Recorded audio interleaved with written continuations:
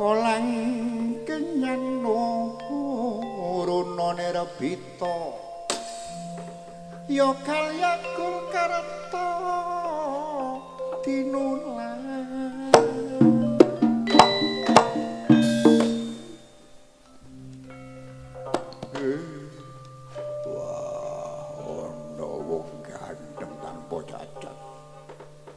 arep menyang ndi arep munggah menyang Gunung Mahameru ya ana wigati ning apa sliramu munggah menyang Gunung Mahameru buta minggat saka ngarepanku aku arep munggah menyang kayang aja mepalangi lakuku sliramu bisa bajut arep munggah menyang Suralaya ning ana syarate apa denawa ayo siramu kudu dadi tadah tala mangsaku mati dening aku siramu nadanta buta gedhe ora bakal melayu panengah pandha wah untal ora ngambah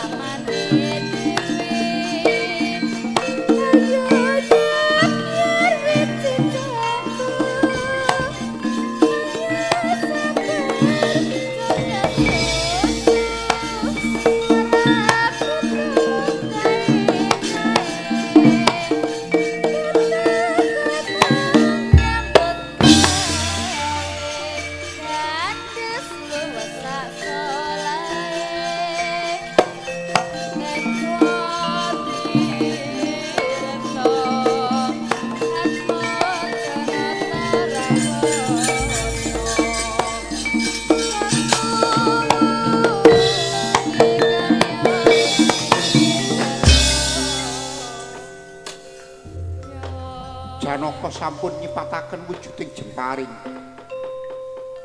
Ing kono ana salah sawijining kayu kang tumangklung den lincipi dening Janaka. Den sipatna pas dadanira ilang sipating denawa. Wujud Nalendra ngamarta Raden ya Prabu Kuntadewa.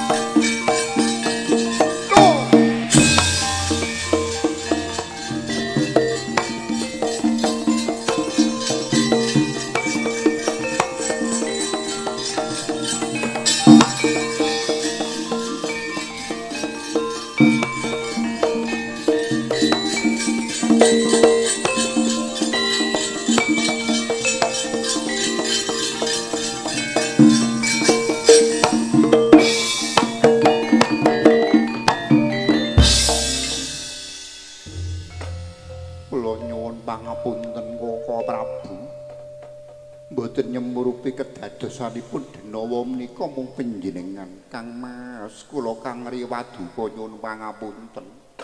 Yayi Dimas kadangipun Kakang Janaka.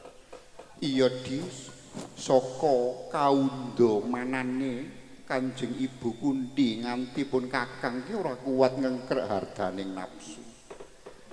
Janaka ayu ditututi dulur mudi dado dipidana ing Kawacandra Dimuka yen Pandhawa 5 njebur Kawacandra Dimuka monggo kula dherekaken Apa Prabu.